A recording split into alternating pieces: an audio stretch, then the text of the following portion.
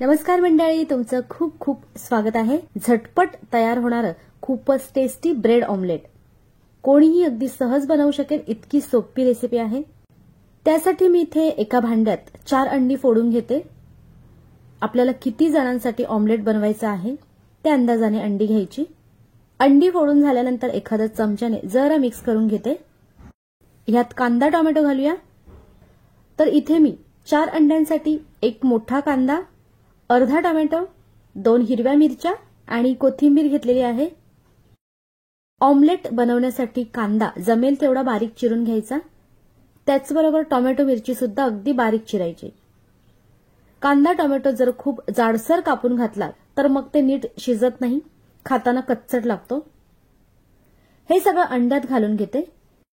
मी ह्यात मिरची पावडर किंवा मसाला घालत नाहीये, पण तुम्हाला जर घालायचं असेल तर मग मिरचीचं प्रमाण जरा कमी करा.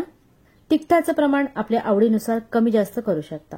आणखी यात घालूया 1 चमचा किंवा चवीनुसार मीठ. अगदी थोडीशी म्हणजे पाव चमच्यापेक्षाही कमी हळद घातलीये. ऑमलेटमध्ये हळद एकदम कमी प्रमाणातच घालायची आणि हे सगळं छान मिळून यावं ह्यासाठी यात फक्त 1 चमचा पाणी घातलंय. काटा चमच्याने हे व्यवस्थित मिक्स करून घ्यायचं. बऱ्याचदा ऑमलेटमध्ये मीठ एकीकडे तर हळद दुसरीकडे असं होतं, तर ते होऊ नये म्हणून सगळं साहित्य घातल्यानंतर हे फेटणं खूप गरजेचं आहे. कमीत कमी 2 मिनिटं तरी वेळ देऊन हे फेटून घेतलं म्हणजे सगळं छान एकजीव होतं. हे बघा, या पद्धतीने थोडासा फेस्ट झाला पाहिजे.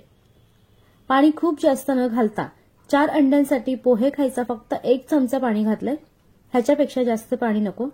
ह्यात तुम्ही आवडीप्रमाणे मिरी पावडर, लाल तिखट वगैरे घालू शकता, पण एवढंच साहित्य घातल्यावर सुद्धा ऑमलेट चवीला खूप छान लागतो. आता हे बाजूला ठेवून ब्रेड बघूया. तर हे बघा, मी इथे व्हाईट ब्रेड घेतलाय. तुम्ही ब्राऊन ब्रेड सुद्धा घेऊ शकता. असेच हे ब्रेड गरम केले तरी चालतात, किंवा मग काय करायचं, असा एखादा थोडासा धार असलेला ग्लास किंवा वाटी घ्यायची आणि ह्याप्रमाणे ब्रेडच्या मधोमध कापून घ्यायचं. दिसायला छान दिसतं. सगळेच ब्रेड मी ह्या पद्धतीने कापून घेते. ऑमलेट बनवण्यासाठी मी इथे लोखंडी तवा थोडासा गरम करून ह्यात घालूया 2 चमचे तेल. तेलाऐवजी बटर घातलं तरी चालेल. तेल तव्यावर थोडंसं पसरवून घेतलं म्हणजे ब्रेड तव्याला चिकटत नाही. त्यानंतर ह्यावर हे कट केलेले ब्रेड ठेवूयात. तवा ह्याप्रमाणे करून सगळीकडे तेल पसरवून घ्यायचं. लक्षात ठेवायचं म्हणजे तेल खूप जास्त गरम होऊ द्यायचं नाही. थोडंसं गरम झालं की लगेच ब्रेड ठेवायचे. आधीच तेल खूप जास्त गरम केलं तर ऑमलेट व्हायच्या आधीच ब्रेड करपून जाईल. आता बरोबर ह्याच्या मधोमध तयार केलेलं अंड्याचं मिश्रण घालूया. प्रत्येक वेळेस ऑमलेट बनवताना असं मिक्स करून घ्यायचं. जेवढं बसेल तेवढंच घातलंय. प्रमाणापेक्षा जास्त बॅटर घातलं किंवा मग ऑमलेट घालताना तवा एकदम कमी गरम असेल तर असं हे बाहेर येतं. असं झालंच तर कालपीने व्यवस्थित करून घ्यायचं. त्यानंतर कापलेला भाग ह्यावर ह्या पद्धतीने घालून हलकसं दाबायचं. वरून पण तेल घालून घेते. माझा तवा लोखंडी आहे त्यामुळे त्याला तेल थोडं जास्त लागतं, पण तुम्ही नॉनस्टिक तव्यावर केलं तर एकदम कमी तेलात पण टेस्टी ऑमलेट तयार होईल. एकदम मंद गॅसवर हे 1-1.5 मिनिटं शिजल्यावर अलगदपणे पलटी करून घेते.